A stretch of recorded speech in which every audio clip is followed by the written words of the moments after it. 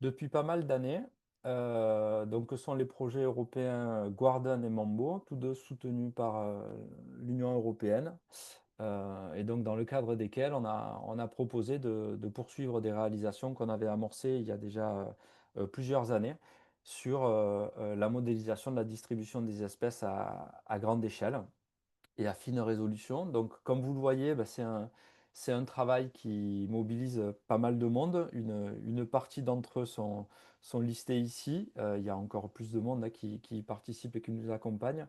Mais vous voyez ici une partie des principaux acteurs mobilisés pour la mise en œuvre du travail que je vais vous présenter. Donc, une grande partie de l'équipe est basée à Montpellier, principalement au niveau de deux laboratoires. Le laboratoire AMAP, qui a une expertise en écologie et botanique tropicale, et le laboratoire d'informatique de Montpellier, le LIRM, donc, qui viennent mobiliser des personnels de quatre organismes de recherche différents, que sont le CIRAD, l'INRIA, l'INRAE et l'IRD. Et donc, c'est un collectif encore plus large qui s'est créé depuis quelques années pour avancer sur le développement de cet outil. Donc le webinaire, on prévoit de le structurer avec une brève introduction sur les objectifs. Ensuite, une présentation suffisamment technique pour vous permettre de comprendre comment fonctionne GeoPlantNet, suivie d'une démonstration de l'outil en ligne. On vous propose ensuite de mener des exercices pratiques, donc avec un certain nombre de réalisations de votre côté à mettre en œuvre. Puis on poursuivra avec une discussion sur les cas d'utilisation qu'on prévoit et ceux que vous pourriez nous partager avant de bénéficier d'un retour de votre perception et d'un partage un peu sur les prochaines étapes qui seront mises en œuvre.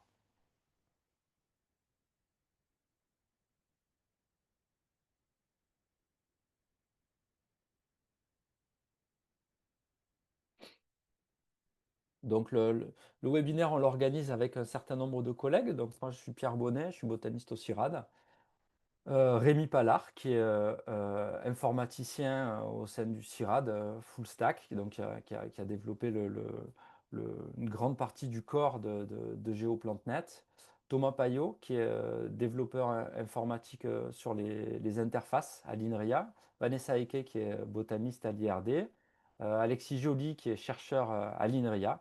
Et Jean-Marc Sadayan, qui est gestionnaire de projet au sein de l'INRAE, qui nous accompagne dans cette démarche. Donc, on a un nombre d'inscrits qui est assez conséquent. Alors après, on s'est appuyé sur les noms de domaine des personnes qui se sont inscrites pour essayer d'estimer les différents profils. Donc, on a environ 20% de personnes issues de bureaux d'études, un peu plus de 30 de la recherche et près de 45% acteurs de la gestion des espaces naturels ou anthropisés, donc avec des personnes de réserves naturelles, du conservatoire botanique ou travaillant au sein de l'OFB. Donc le webinaire, cette première partie, on prévoit de la clôturer à 14h50. Encore une fois, le webinaire est enregistré, donc voilà, toutes les personnes qui ne souhaiteraient pas être visibles, ben, on les invite à ne pas partager leur, euh, leur vidéo, leur caméra. On vous propose d'utiliser le chat de la visioconférence sur Zoom pour toutes les questions d'ordre technique, si vous avez des difficultés à accéder aux documents, si vous avez des problèmes pour visualiser, voir ou faire des retours d'ordre technique sur le webinaire. Par contre, pour tout ce qui est des questions relatives à l'usage, aux limites, au potentiel d'exploitation de l'outil GeoPlantNet, donc on vous invite à utiliser le lien qui est partagé dans le chat qui donne sur un document en ligne qui nous permet, nous, bah, de vous partager un certain nombre de ressources, d'URL pour accéder à différents documents, mais aussi de structurer les différentes questions que vous pourriez souhaiter nous poser et qu'on a déjà commencé à amorcer avec des questions récurrentes, entre guillemets, auxquelles on répond généralement quand on introduit GeoPlanTnet. Et donc, on vous invite à poser vos questions directement dans ce document afin que tout le monde puisse les visualiser et que, à l'issue du webinaire, on puisse les structurer et les repartager. Pourquoi pas pour alimenter une FAQ relative à GeoPlanTnet.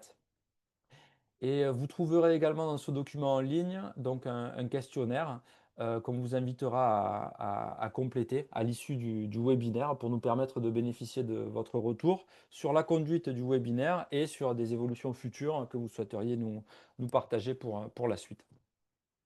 Donc GeoPlanTnet, il s'inscrit dans une dynamique qui est celle initiée il y a près d'une quinzaine d'années à travers l'initiative PlantNet, donc cette plateforme de sciences participatives destinée à faciliter le recensement des espèces par des outils d'analyse visuelle automatisés.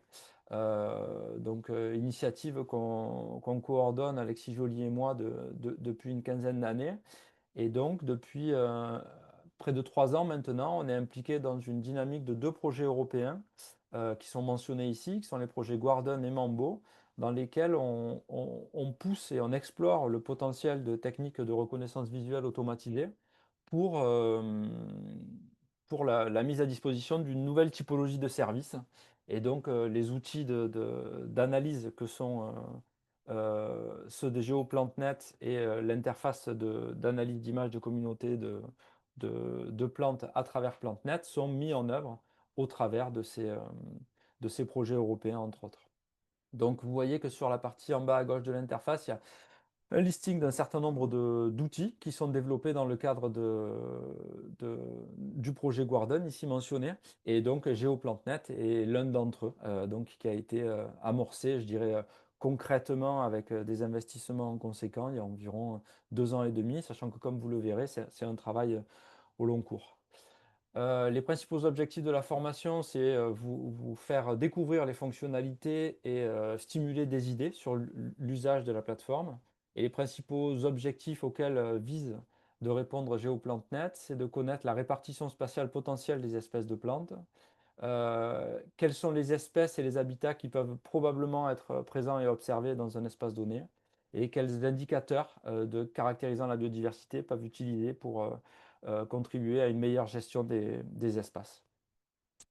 Donc, comme vous le verrez, c'est un travail en cours, c'est-à-dire qu'on est conscient que GeoPlantNet n'est pas entièrement finalisé, il correspond pas, il répond pas à l'ensemble des besoins auxquels on souhaite qu'il pourrait répondre à terme, mais on pense que c'est le bon moment pour l'ouvrir à une plus large communauté d'usagers, pour bénéficier de retours et puis pour nous accompagner en fait dans les perspectives de développement futur et ainsi aller plus vite et de manière plus précise à la réponse des besoins qu'on vise de couvrir. Donc on va amorcer une petite présentation générale de GeoPlantNet. Donc encore une fois, si vous avez des questions, n'hésitez pas à les référencer dans le document en ligne qui est accessible depuis le chat de la visio. Donc ce travail, il s'inscrit sur des travaux initiés il y a déjà de nombreuses années. On a commencé ces expérimentations dans le cadre d'une thèse qui était celle de Christophe Bottella en 2016 et qui en 2018 a publié des travaux pionniers sur l'usage des modèles d'IA pour la prédiction de la distribution potentielle des espèces. Donc pour nous, c'était un investissement dans l'amorce de l'usage de ce type de modèle de reconnaissance visuelle automatisée qu'on utilisait initialement pour l'identification d'espèces, pour sa déclinaison et son exploitation pour la modélisation de la distribution potentielle des plantes. Donc dans le cadre de cette thèse, Christophe s'est principalement intéressé à l'usage et la mobilisation de variables environnementales pour cette modélisation de la distribution potentielle et qui a été effectuée et amorcée à l'échelle nationale au niveau français.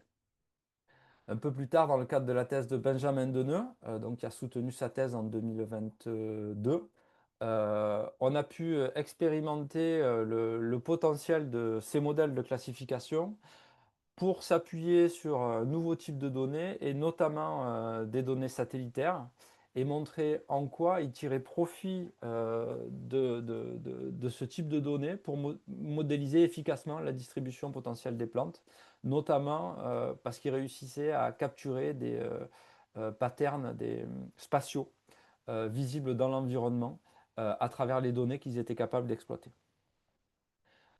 Cette thèse elle a été suivie par celle de Joachim Estopinan, qui a été au sein de l'équipe moteur pour faire passer à l'échelle ce type de méthodologie et mettre en évidence l'intérêt de pouvoir utiliser des séries temporelles, donc de données satellitaires issues de Sentinel-2, pour la modélisation de la distribution potentielle des plantes.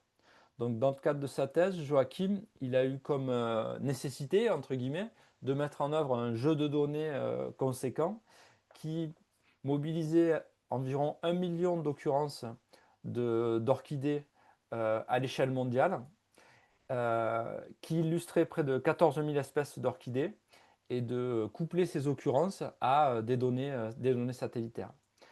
Et donc, grâce à son travail, on a pu, pour la première fois, expérimenter l'usage de ces modèles à à des échelles supranationales, donc ici à l'échelle globale, et l'exploitation de ces résultats à travers des outils d'exploration cartographique. Donc ce travail-là, il nous a entre autres permis de pouvoir expérimenter l'usage d'outils web permettant de visualiser les cartes produites à travers grâce à ces modèles de prédiction de distribution potentielle. Donc ces modèles, ils ont la capacité et la vertu à pouvoir mobiliser de vastes jeux de données d'observation et des données caractérisant l'environnement de manière complémentaire. Et donc, on évalue le potentiel de ces données dans le cadre d'une campagne internationale d'évaluation des modèles de classification automatisée qui s'appelle GeoLifeClay, qui a été amorcée en 2017 et qui court depuis, et qui nous permet chaque année d'avoir un état des lieux des méthodologies les plus performantes pour tirer profit des données caractérisant l'environnement, qu'il s'agisse de données satellitaires, de séries temporelles, de variables environnementales, de différentes natures ou de variables climatiques. Donc, dans le cadre de ces expérimentations et des projets européens préalablement mentionnés, on vise donc à produire des cartographies les plus précises possibles de listes d'espèces et d'indicateurs de biodiversité s'appuyant sur ces espèces prédites. Fournir un serveur cartographique pour ces indicateurs et distributions qui permettent à des usagers de les télécharger et les réexploiter à travers d'autres outils. Et à terme, probablement, rendre accessibles ces flux cartographiques via l'usage de services qui sont des API et qui permettraient de automatiquement les intégrer dans d'autres workflows informatiques, d'autres systèmes d'information.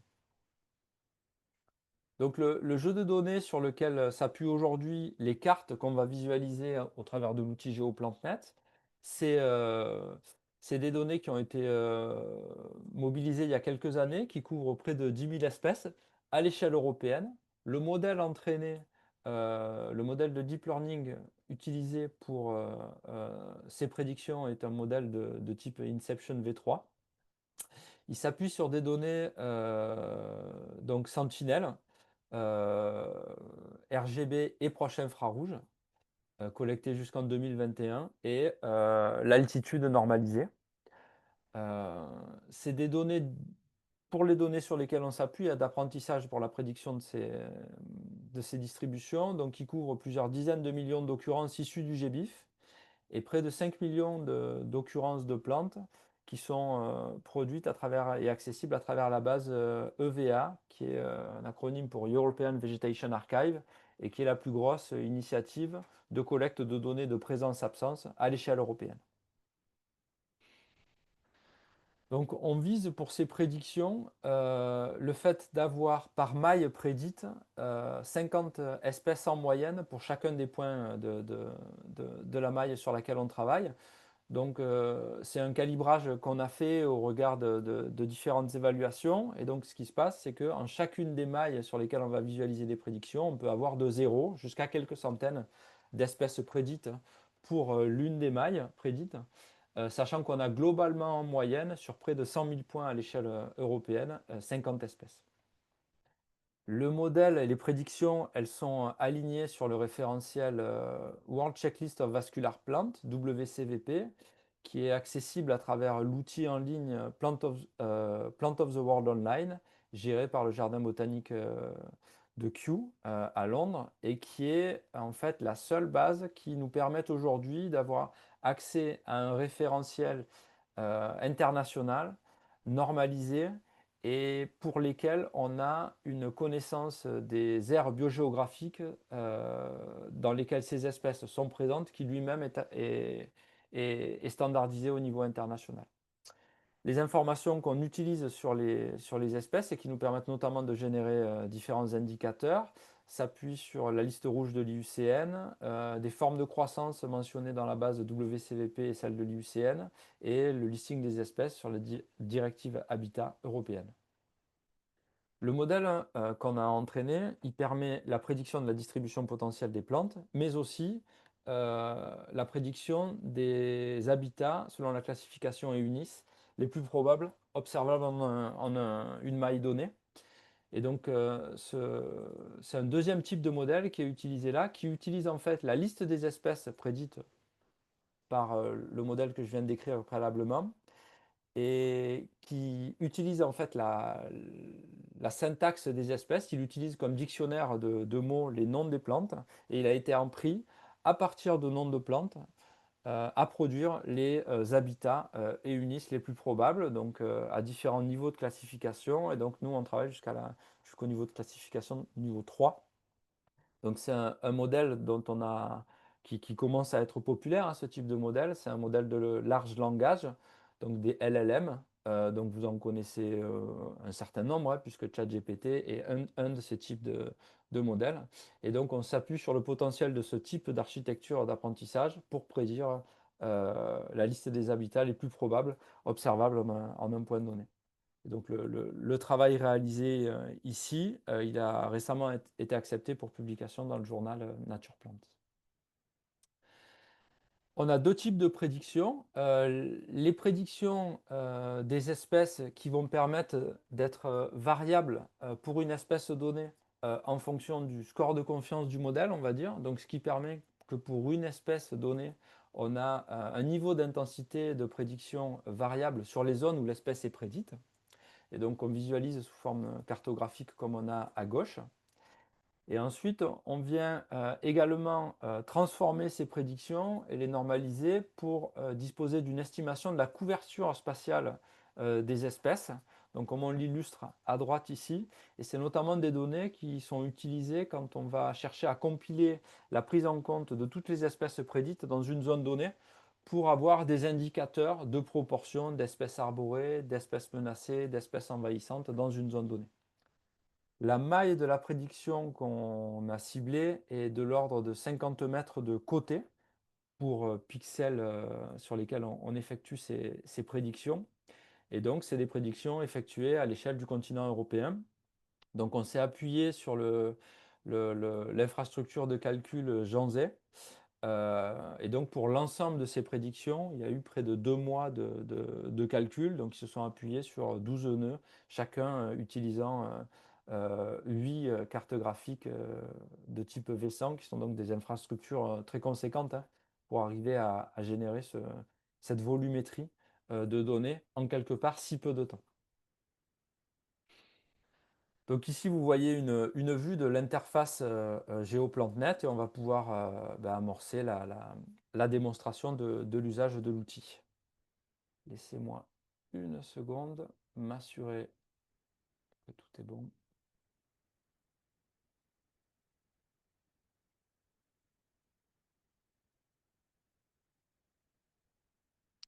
Au moins, je peux vous voir et je vais voir s'il y a des questions.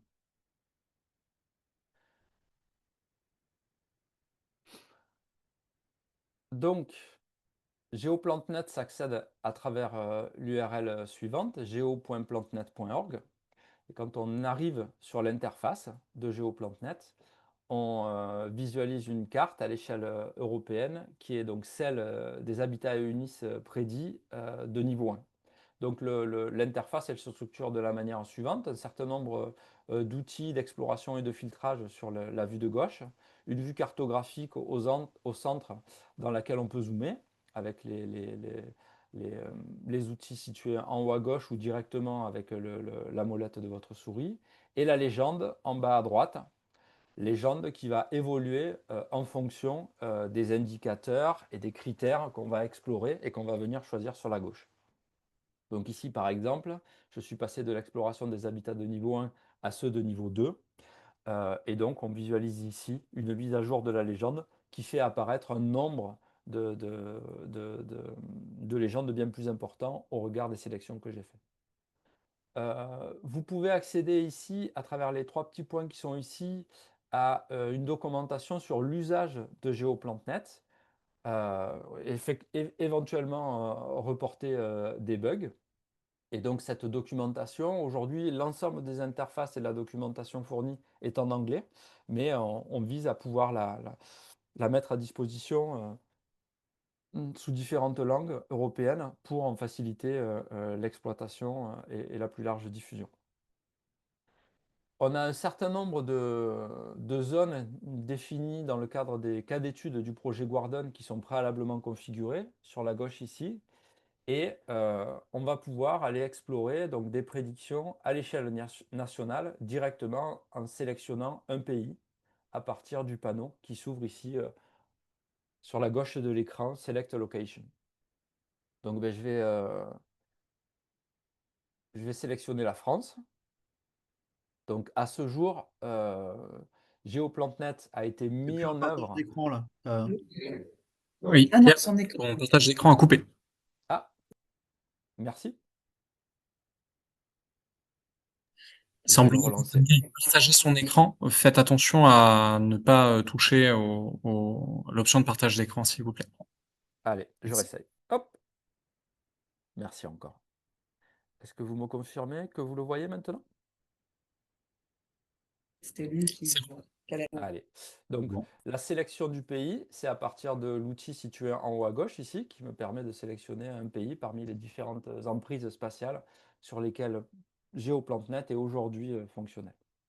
Donc je sélectionne la France, et ici je vais visualiser, donc l'interface elle change un petit peu à partir du moment où on sélectionne une emprise spatiale plus fine, préconfigurée. Donc on va avoir un certain nombre d'onglets situés sur la gauche de l'écran sur lesquels je vais revenir. On a toujours le niveau de zoom, les outils de zoom en haut à gauche, la possibilité de chercher différents lieux dans le pays sélectionné. L'échelle, elle apparaîtra en bas au fur et à mesure du zoom. On a en haut à droite la possibilité de changer les fonds cartographiques, donc et de naviguer à travers différents fonds, très utile notamment pour appréhender la diversité des colorimétries utilisées pour l'affichage de certaines prédictions, qui sont donc plus ou moins faciles selon la couleur choisie et le fond cartographique utilisé. Donc je vais poursuivre avec celle par défaut. Et après, un outil de sélection de zones qui apparaît sur la droite ici.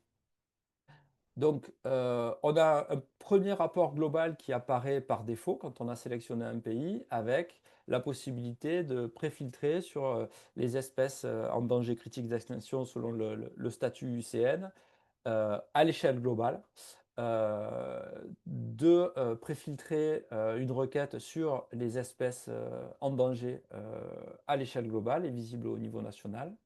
On a ici les 3 espèces prédites avec la couverture spatiale la plus importante à l'échelle nationale et un certain nombre de présélections d'espèces qui portent sur les espèces inscrites sur la directive européenne Habitat, les espèces d'arbres, des espèces présentant un potentiel d'envahissement à l'échelle mondiale et des informations sur les classes d'habitat et UNIS explorables.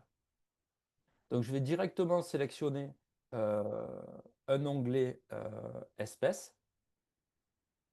Et donc, il va me permettre ici de visualiser pour la France les 4712 espèces prédites à l'échelle nationale. Elles sont classées par défaut par couverture spatiale prédite décroissante. Donc vous voyez ici que c'est le Dactylis glomerata qui est prédit avec l'emprise spatiale là, qui serait la plus importante à l'échelle nationale. Et puis au fur et à mesure, on a des emprises spatiales de taille décroissante. On a la possibilité de filtrer au sein de cette liste de 4712 espèces de différentes manières, soit à partir de l'outil de recherche de noms latins de plantes, soit à partir de sélection sur la base de différents critères. Donc on va pouvoir choisir de visualiser les prédictions d'espèces d'arbres, d'espèces envahissantes, d'espèces présentant un usage avéré selon la base internationale GREEN, qui est une base qui a été développée et aujourd'hui maintenue par le ministère de l'Agriculture américain. Les espèces enregistrées sur la directive Habitat et UNIS, différentes catégories de classes selon la liste rouge des espèces IUCN et les espèces protégées au niveau national pour la France. Je vais sélectionner parmi les espèces d'arbres. Donc vous voyez qu'après les avoir sélectionnées, ici, j'ai le compte du nombre d'espèces qui s'est mis à jour. Et je visualise ici donc toujours les espèces par ordre décroissant de couverture. On peut choisir de les afficher par ordre croissant ou décroissant de couverture, par ordre alphabétique croissant ou décroissant, et par famille ou genre ou statut IUCN. Je vais commencer par une première recherche. Donc ici, en sélectionnant une espèce, le Ceratonia silica, quand je la sélectionne, je visualise automatiquement une mise à jour de la carte située sur la droite qui me permet de voir les prédictions qui s'affichent. Donc si j'ai des difficultés pour les voir, je peux changer le fond cartographique. Et sur la partie en bas à droite, on voit la légende avec le niveau d'intensité de prédiction. Donc là, on voit que globalement, les prédictions sont avec des probabilités de présence relativement modérées. Mais on voit un motif clairement autour du bassin, de l'arc méditerranéen français, avec quelques prédictions ponctuelles dans des zones où elle est probablement plantée et où elle a été observée de manière plus fortuite. On a la possibilité pour chaque espèce de voir les statuts IUCN et si elles sont enregistrées au niveau national. Les petits icônes situés en haut à droite du descriptif des espèces nous indiquent un certain nombre d'éléments sur son usage ou le type biologique, donc avec les petites icônes d'arbres si c'est des arbres. On a la possibilité donc d'ouvrir un petit panneau qui nous permet d'accéder à des ressources complémentaires externes, donc que ce soit les pages espèces sur la plateforme PlantNet, le site de Kew Plant of the World Online, la visualisation des informations sur cette espèce sur le site de l'IUCN ou encore celui du GBIF. On a également la possibilité, en cliquant ici sur montrer les observations GBIF, de visualiser les occurrences enregistrées pour cette espèce au GBIF et sur lesquelles on s'est pour partie appuyé pour la modélisation de cette distribution potentielle. Donc on voit l'écart qu'il y a entre les données d'apprentissage du modèle et les zones pour lesquelles on a eu des prédictions de présence potentielle de cette plante. Je vais poursuivre avec d'autres groupes sur lesquels on va voir d'autres motifs, d'autres patterns.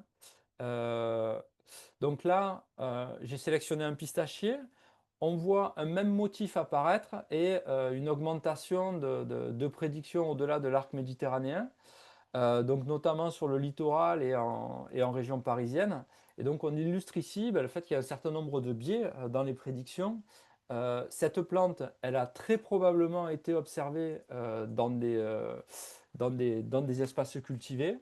Et il y a la prise en compte d'un certain nombre d'occurrences du GBIF dans ces espaces qui n'ont pas pu être tous filtrés et qui très probablement génère des biais dans la qualité des prédictions qu'on peut être amené à visualiser. Et donc volontairement, on vous montre ce type d'exemple qui indique la modération qu'il faut avoir dans la prise en compte des cartographies qu'on visualise ici, sachant que c'est des cartes qu'on a produites avec des données et un type d'architecture qui est en train d'évoluer. Donc on réentraîne aujourd'hui un modèle de prédiction et on est en train de générer de nouvelles cartes, mais on a pensé intéressant d'ouvrir l'accès à l'ensemble de ce workflow et de ces données pour permettre de commencer à collecter les nouveaux retours. Mais de la même manière que la plateforme PlanteNet d'identification d'espèces par l'image s'enrichit de manière un peu continue par les retours des usagers et grâce à l'amélioration de la qualité du modèle de reconnaissance d'espèces qui est entraîné, eh bien, on vise ici à avoir la même dynamique, avec un pas de temps peut-être un peu plus élevé, mais à visualiser des cartes de prédiction de plus en plus précises. Et donc, ben, on a choisi d'amorcer la consultation des, des données ici. Alors, je vais poursuivre avec quelques autres exemples. Vous visualisez ici des exemples où on a l'ensemble des espèces de chaînes prédictes. Je vais supprimer ici le filtre sur les arbres et proposer d'aller chercher d'autres espèces. Ici, des espèces de herbacées, donc le Salix herbacea, qui est une espèce qu'on observe préférentiellement dans les zones alpines. Et donc là, on voit bien un pattern assez clair où elle se distribue sur des zones avec une altitude relativement élevée, avec des variables environnementales qui très probablement forcent cette espèce à rester sur un gradient altitudinal et environnemental très marqué, très précis. Et je terminerai avec cet autre exemple.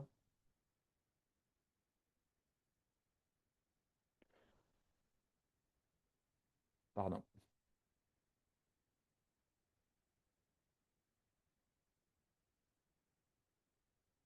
Donc une plante connue pour présenter un potentiel d'envahissement important au niveau du littoral français et qui est prédite ici sur les franges littorales partout en France. On peut donc aussi explorer les habitats et UNIS prédits. Donc par défaut, on visualise les habitats prédits au niveau 1, donc agrégé, donc la possibilité ici de sélectionner une classe d'habitat. On a la possibilité de visualiser différentes typologies d'habitats, hein, en les sélectionnant donc ici au niveau 1. Volontairement, je choisis les habitats humides ici, qui utilisent une légende qui est grisée et donc qui ne sont pas forcément très visibles avec le fond cartographique par défaut. Donc c'est pour ça qu'on a mis en place un mécanisme qui permet d'avoir en fait un fond blanc et qui permet de voir précisément où sont les prédictions. Donc là, si je reviens par exemple avec ma carte satellite, on voit mieux les prédictions de cette classe d'habitat UNIS de niveau 1, ici surtout sur toute la Camargue. On va pouvoir aller explorer donc d'autres classes d'habitat. Donc, je vais faire ici lever le filtre sur les classes d'habitat et UNIS de niveau 1. On voit qu'on visualise la possibilité d'avoir les 197 habitats explorables. Je vais directement sélectionner les classes d'habitat de niveau 3 et notamment les marais salants.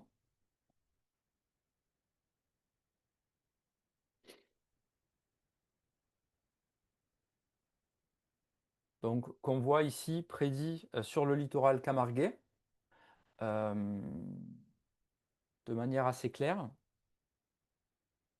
On va prendre une autre classe d'habitat alpin ici.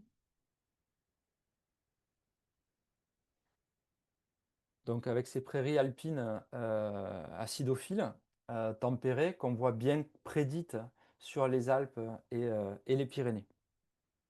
Après, au niveau de ce qui concerne les indicateurs, donc on a la possibilité de voir différentes cartographies à l'échelle nationale, d'indicateurs précalculés. Et donc, notamment ici, la cartographie avec l'ensemble des habitats au niveau 3, au niveau national. La cartographie de l'intensité de présence, des probabilités de présence d'espèces sur la directive Habitat. euh, la cartographie de la prédiction des plantes utiles ou présentant un usage avéré dans la base green, devrais-je plutôt dire, au niveau national. Et enfin, je vais illustrer la cartographie avec les espèces envahissantes ici, où on voit clairement des patterns, notamment le long des axes de circulation euh, ferroviaires, motorisés ou même fluviaux. Euh, je vais maintenant m'intéresser à l'exploration d'un certain nombre de zones. Donc, par exemple, en saisissant ici le nom d'une commune en haut à gauche, on va pouvoir directement aller visualiser une prédiction sur ces zones-là. Donc là, j'ai saisi des informations sur la commune de Florac. Et donc, l'idée, c'est de pouvoir en fait explorer des zones cartographiques avec cet outil relativement modéré. Et donc, les outils situés sur la droite ici permettent de définir des emprises spatiales, donc qu'on peut dessiner et qui permettent de contextualiser des rapports de prédiction sur ces emprises-là. Donc, j'ai eu une mise à jour en fait de l'ensemble des informations sur le panel de gauche à partir, une fois que j'ai fini l'emprise géographique dessinée sur la carte, donc qui apparaît ici sous forme d'un polygone, qui a indiqué le premier polygone. Et donc, on peut voir qu'on a dans cette zone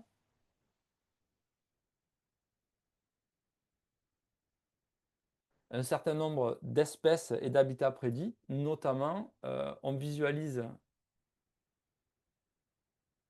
ai-je droit à mon effet démo?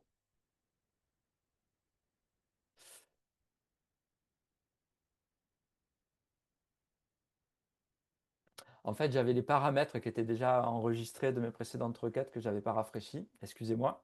Donc maintenant, pour cette zone, on visualise un rapport contextualisé ici, avec le listing de 239 espèces prédites, organisées par couverture spatiale décroissante, la liste des 7 habitats et UNIS potentiellement observables dans cette zone et la possibilité de visualiser la cartographie pour différents indicateurs ici. Donc on a la possibilité de comparer différentes zones et donc en resélectionnant l'outil situé à droite, je vais pouvoir définir une autre zone à proximité. Et une fois que je l'aurai fermé, je vais avoir là encore donc, la mise à jour du panneau de gauche. Donc, avec la possibilité, vous voyez sur l'écran, sur la partie de droite, de sélectionner un polygone et l'autre. Et pour chacun d'eux, je vais visualiser la liste des espèces prédites, des habitats et des indicateurs. Et donc, avec la possibilité de visualiser les zones où elle a été prédite. Je vais terminer avec une autre zone.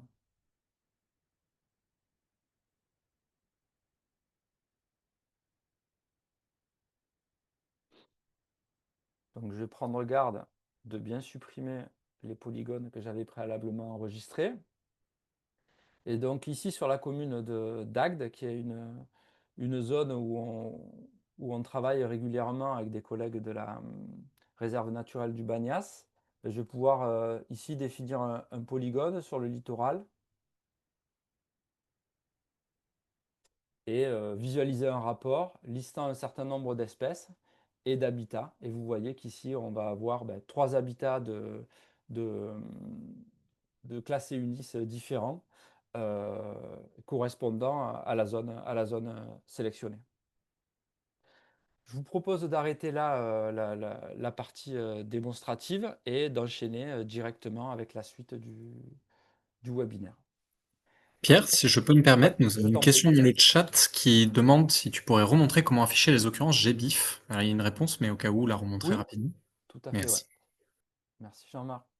Donc en fait, pour une espèce donnée, quand on la sélectionne, on a la possibilité, sous le nom de l'espèce ici, de cocher la case Show Observation du GBIF. Et donc ça nous permet de visualiser ces observations. Alors il faut que je dézoome un peu parce qu'il n'y en a pas pour cette espèce à proximité.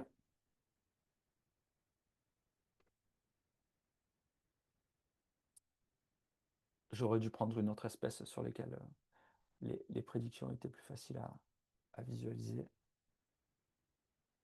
Hop, je vais changer de fond carto. Et donc, en fait, vous visualisez les prédictions en vert, sous forme de carré vert. Donc là, on les voit bien, vous voyez, sur la carte. Merci Jean-Marc. On va passer aux exercices pratiques.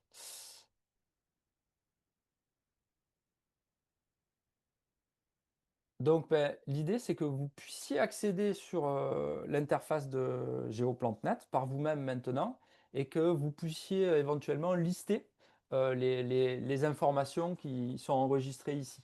Et donc, qu'on vous propose d'enregistrer sur un papier libre et de voir si vous réussissez à faire ces exercices.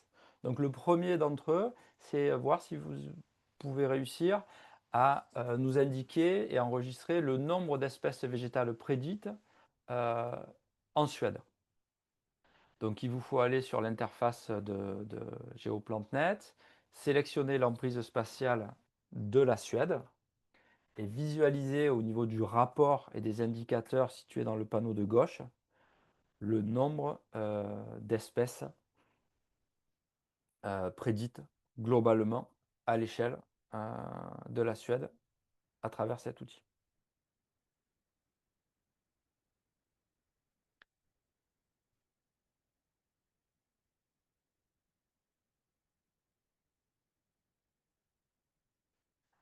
Un deuxième test va porter sur le nombre d'espèces d'arbres présents sur l'emprise de Malte. Donc pareil, vous sélectionnez en fait à partir de la liste des pays dans le panel situé en haut à gauche le pays Malte. Et puis, il vous faut accéder au filtre sur les formes de croissance pour voir le nombre d'arbres qui restent indiqués pour ce pays.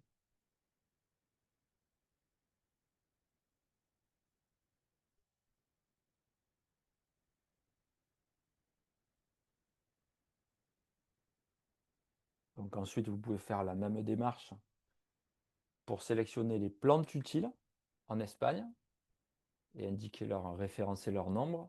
Et donc en fait, on s'appuie pour la connaissance de l'usage des plantes sur la base internationale Green.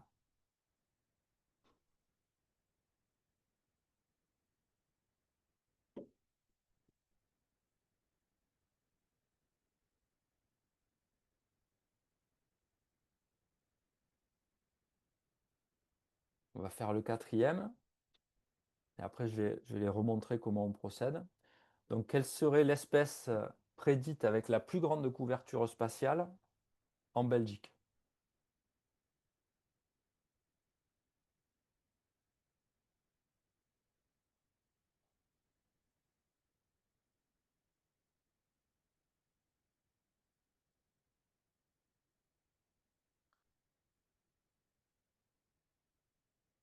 Donc, je vais commencer pour le premier point. C'était donc sur les espèces prédites en Suède.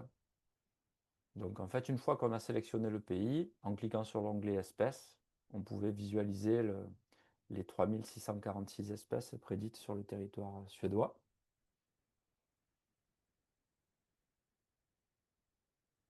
Pour Malte,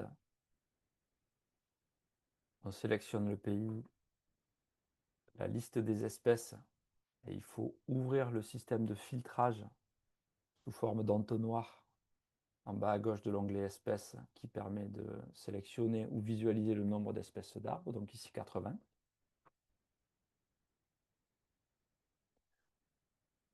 Pour la problématique sur l'Espagne,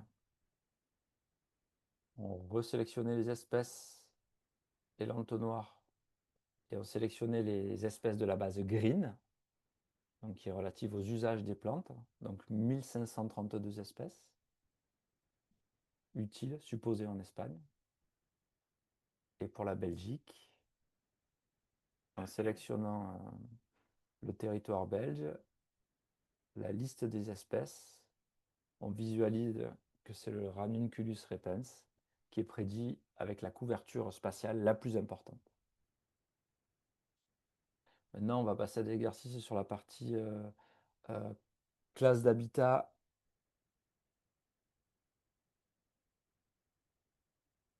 et UNIS. Donc, on va pour cela sélectionner la Roumanie.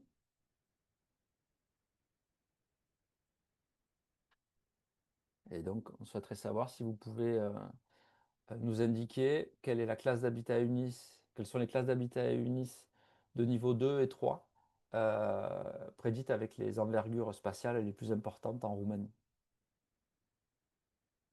Donc là, je sélectionne la Roumanie.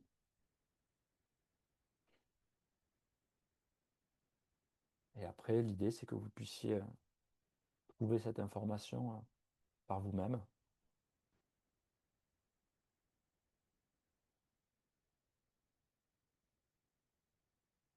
Donc, notamment en sélectionnant l'onglet Habitat. Donc, par défaut, il y a un filtrage sur les classes d'habitat de niveau 1, qui est ici, et qu'il faut lever, donc supprimer, pour visualiser l'ensemble des classes d'habitat et éventuellement sélectionner celles de niveau 2 et de niveau 3. Donc ici, vous voyez, je peux lever la classe d'habitat de niveau 1, donc visualiser la liste de tous les habitats, et puis venir filtrer sur ceux de niveau 2 seulement, ou ceux de niveau 3, donc avec respectivement 34 habitats prédits au niveau 2 et 142 au niveau 3.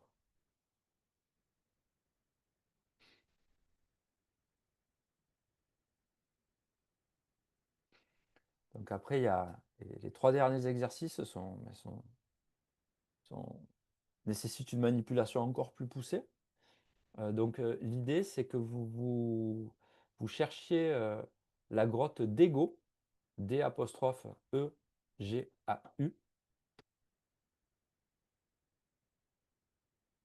et que vous trouviez le moyen pour cette grotte de nous indiquer quelles seraient là où les espèces d'orchidées les plus probablement observables à proximité de cette grotte.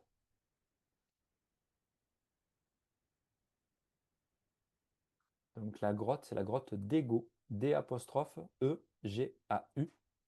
qui se situe près de Saint-Guilhem-le-Désert. En fait, l'une des subtilités pour trouver cette grotte, c'est qu'il vous faut en fait sélectionner différents fonds cartographiques pour visualiser celui sur lequel elle est visible. Parce qu'en fait, vous ne pouvez pas la visualiser sur les fonds satellitaires, vous ne pouvez pas la visualiser sur le fond cartographique par défaut.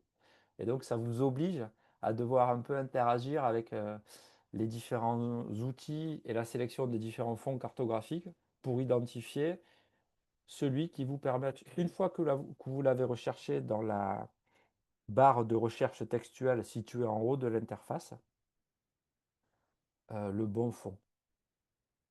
Donc je vous propose de vous montrer comment y arriver.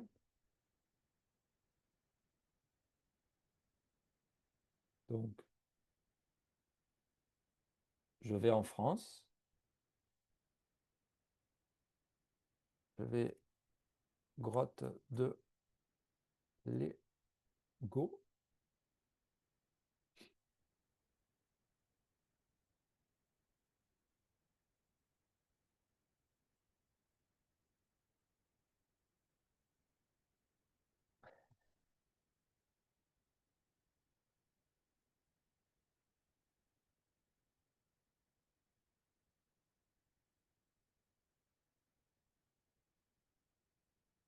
La sélectionne dans le petit sélectionneur en haut à gauche.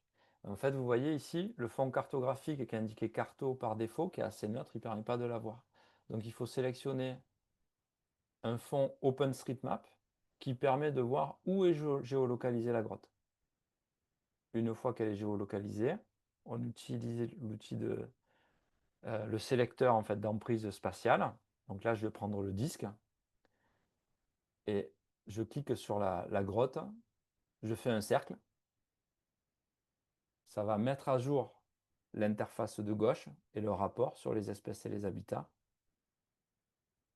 près d'une centaine d'espèces sont prédites. On va les classer par famille, descendre jusqu'aux orchidées.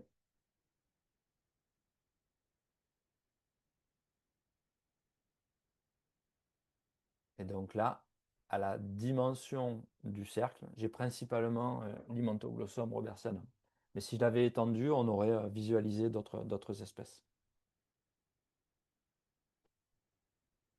Et en dernier, est-ce que vous pourriez alors télécharger un rapport?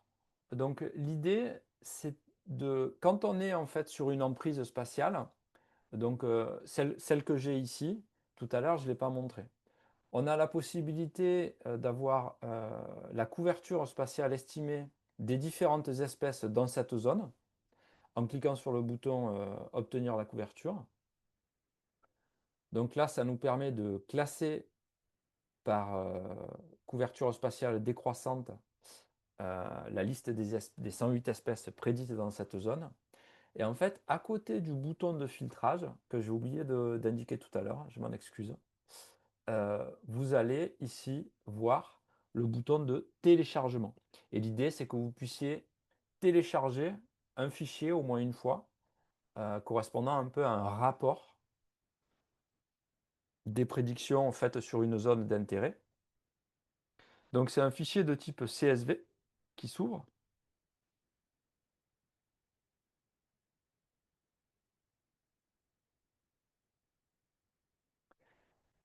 Vous avez la possibilité de l'ouvrir avec différents outils. Moi, je vais utiliser des outils de LibreOffice qui permettent de rapidement les structurer.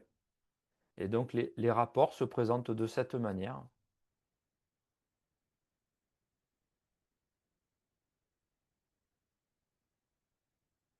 sous forme de table dans lesquelles on a nos identifiants, les noms d'espèces latins, la famille, le genre, un nom commun, donc anglais, si l'espèce est enregistrée sur les listes locales, donc sur les listes des espèces menacées au niveau local, des identifiants au niveau du GBIF,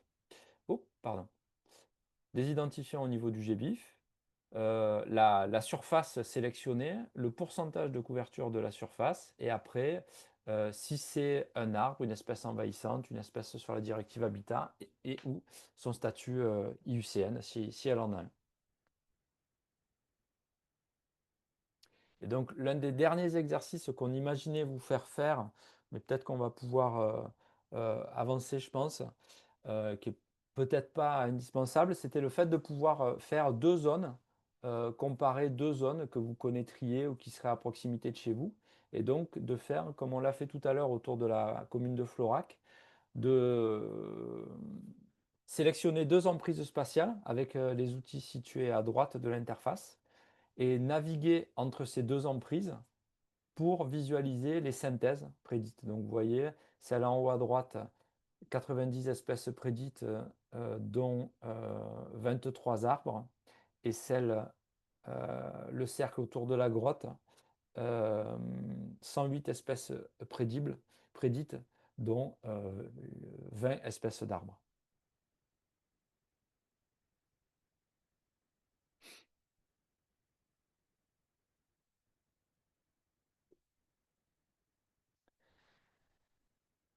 Euh, Est-ce qu'il y a des questions, Jean-Marc, éventuellement, auxquelles il faudrait répondre, qui semblent importantes de traiter?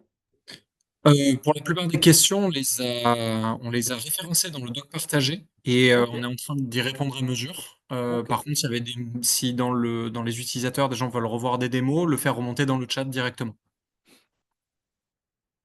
ça marche. Peut-être on peut donc amorcer la suite et fin du webinaire. Donc ici, c'était en fait un certain nombre d'exercices. Alors je sais que c'est pas évident parce qu'on ne peut pas interagir à l'oral avec vous, avec chacun d'entre vous, si vous rencontrez des difficultés. Donc j'espère que vous y serez parvenu. Vous serez peut-être tombé sur des points où la réactivité de l'interface ou l'ergonomie, elle ne correspond pas à vos attentes. Donc typiquement, c'est des points qu'on sera intéressé de connaître si vous pouvez nous faire un retour dans le, le, le formulaire d'évaluation du webinaire euh, qu'on a partagé et donc dont l'URL est située en haut du Google Doc dans lequel les questions, les différentes questions sont traitées. Euh, donc, par rapport aux réalisations qui ont été montrées ici, on est principalement sur l'exploration des vues cartographiques à travers un outil interactif.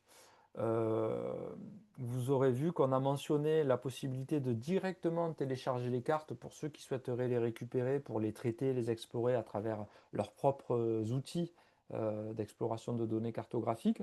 Donc le lien vers cet outil de téléchargement, il est aujourd'hui pas public. L'URL, elle n'est pas, si vous ne la connaissez pas, vous ne pouvez pas y accéder. Mais donc, encore une fois, c'est une URL qui est mentionnée en haut du formulaire que nous vous avons partagé, donc dans l'outil pour la gestion des questions-réponses. Donc la première URL, c'était autour de GeoPlantNet, la seconde sur la documentation en anglais, une troisième URL sur une vidéo de présentation, et la quatrième porte sur un espace de téléchargement des cartes, et donc qu'on vise à mettre à jour avec les futures cartes qu'on est actuellement en train de produire. Et le dernier lien porte quant à lui sur le questionnaire, idéalement, qu'on vous demandera de répondre à la fin du webinaire. Donc, je vais poursuivre ici. Donc, Yeah. on avait ici les réponses sur le nombre, les nombres à identifier et la typologie des habitats à retrouver. Euh, Donc sur les cas d'usage actuels qui sont explorés, on voit qu'il est pertinent pour la planification de missions de terrain, donc en fait pour les personnes qui cherchent à faire des relevés ou des inventaires. Donc c'est un outil qui peut permettre de préalablement préparer en fait un certain nombre de l'identification d'un certain nombre de zones d'intérêt par rapport à leurs besoins, leurs objectifs. C'est également un outil qui peut permettre d'identifier les espèces potentiellement adaptées à certaines zones, donc dans des objectifs de planification, de restauration. Euh, on pense qu'à terme, peut-être que c'est un type d'outil qui peut répondre à des attentes pour la relocalisation de populations de plantes qui doivent être donc transférées d'une zone qui serait détruite ou fortement perturbée par des aménagements futurs, et pour lesquels on cherche des zones favorables pour l'accueil de ces espèces. Mais potentiellement aussi pour identifier des zones vulnérables à l'arrivée d'espèces présentant un potentiel d'envahissement. Donc ici, voilà, c'est des scénarios d'usage qu'on a discutés avec un certain nombre de professionnels. Après, l'outil, il se veut aller au-delà des seuls usages professionnels, c'est-à-dire que si on investit sur ce type d'outil, c'est euh, pas que pour des usages pro, mais parce qu'aussi on pense il y a une vertu à augmenter les capacités des acteurs de la société civile dans leur ensemble, à mieux appréhender la diversité des espèces, mettre en évidence les zones les plus vulnérables ou les espèces les plus vulnérables qui conviendrait de, de- de mieux protéger. Donc on espère que vos retours dans le cadre du questionnaire nous permettront d'identifier de futures pistes. Euh, de la même manière, on a listé ici un certain nombre de pistes d'évolution. Donc, comme je le disais, on travaille, donc l'équipe, à l'issue du challenge Géoplante Clé 2025, de même manière concomitante à sa conduite, a travaillé sur la mobilisation de nouvelles données d'apprentissage, l'expérimentation de nouvelles techniques d'entraînement de modèles de prédiction. Donc, on est en train d'évaluer la pertinence d'utiliser un nouveau modèle pour la prédiction de nouvelles cartes. Et donc, à terme, on espère bien améliorer la qualité des cartes, hein. Pas en résolution, mais en qualité, en fiabilité, et aussi via des analyses à la fois quantifiées avec des collègues biostatisticiens, des écologues, mais aussi des acteurs de terrain. Donc, on espère pouvoir voilà, poursuivre les échanges qu'on a et les intensifier au fur et à mesure de l'ouverture de cet outil. Au niveau de l'interface de GeoPlanTnet, ben, bien évidemment, la prise en compte des retours utilisateurs va nous permettre de mieux ajuster en fait et d'améliorer l'ergonomie et d'identifier potentiellement certains mécanismes et fonctionnalités qui nous seraient accessibles, qu'on pourrait mettre en œuvre, mais auxquels on n'a pas encore pensé. Donc on évoquait tout à l'heure la partie accès à l'ouverture pour le téléchargement des cartes, hein, puisqu'aujourd'hui vous pouvez télécharger via l'interface des rapports sous forme de documents CSV qui vous permettent de connaître la liste des espèces prédites avec leur couverture spatiale pour une zone donnée, mais vous ne pouvez pas télécharger directement via l'interface les, euh, les rasters cartographiques. Et donc, on a, dans le cadre des projets actuels, la mise à disposition de ces rasters cartographiques, de ces calques, hein, de ces cartes, sous forme d'API. Donc, après, voilà, c'est un usage qui est actuellement très modéré, essentiellement avec nos partenaires dans le cadre de projets européens en cours. Mais c'est un usage qui, s'il s'avère intéressant pour différents partenaires, à l'échelle nationale ou internationale, on investira pour ben, la plus grande accessibilité de ce service-là et donc de rendre disponibles les cartes, non plus seulement à travers l'outil interactif GeoPlanTnet, non pas seulement en téléchargement, mais aussi à travers des services de type API pour permettre à ce que des utilisateurs l'intègrent de manière automatisée à leur système d'information. On prévoit aussi à plus long terme une plus large exploitation en fait, des services qu'on visualise à travers GeoPlanTnet dans la plateforme d'identification d'espèces PlantNet. Donc vous ne le savez peut-être pas, mais dans PlantNet, que ce soit la version web ou la version mobile, il est possible en fait dans l'explorateur taxonomique des espèces, donc on visualise ici sur l'interface de droite, de sélectionner les espèces les plus probablement observables autour de soi. Donc ici, par exemple, c'était une exploration où, avec un disque de quelques kilomètres de côté, on visualise la liste des espèces visibles autour de soi. Aujourd'hui, cette liste, elle est générée à partir des occurrences avérées et disponibles sur la plateforme intergouvernementale du GBIF. Mais on espère bien, à terme, pouvoir s'appuyer sur les prédictions de GeoPlantNet et éventuellement coupler les reconnaissances visuelles d'espèces aux prédictions spatialisées. Alors pas de manière systématique et automatisée, il faut que l'utilisateur soit conscient du fait qu'il puisse compléter en fait des prédictions pour l'identification d'espèces par analyse visuelle avec des filtrages spatiaux et des prédictions d'espèces potentiellement observables autour de lui. Et donc ce mécanisme permettrait en fait de lever l'ambiguïté pour des espèces visuellement très similaires mais qui se développent dans des habitats, milieux ou régions différentes. On espère également pouvoir mieux prendre en compte les standards internationaux de partage de données cartographiques et l'extension à d'autres emprises spatiales, donc notamment au-delà du continent européen. On vous remercie par avance donc d'avoir participé, enfin en tout cas d'être resté jusqu'au bout, d'avoir participé à ce webinaire. On espère qu'il a répondu à une partie de vos interrogations sur l'outil GeoPlantNet. Ça nous serait vraiment très utile que vous complétiez le petit questionnaire qu'on a rendu disponible donc, dans le document sur l'échange autour des questions. Donc, petit questionnaire qui est situé ici et qui va nous permettre de collecter vos retours. Alors, vos retours à la fois sur le webinaire, puisqu'on vise à en réaliser d'autres, alors potentiellement avec des personnes dans d'autres régions du monde ou centrés sur des profils d'usagers plus spécifiques. Mais pour nous, ça va vraiment nous être utile si vous pouvez répondre à ce questionnaire. Et à la fin du questionnaire, vous verrez, vous pouvez nous lister un certain nombre de pistes d'amélioration que vous jugez pertinents pour que ben, on réponde au mieux au scénario d'usage que vous avez en tête.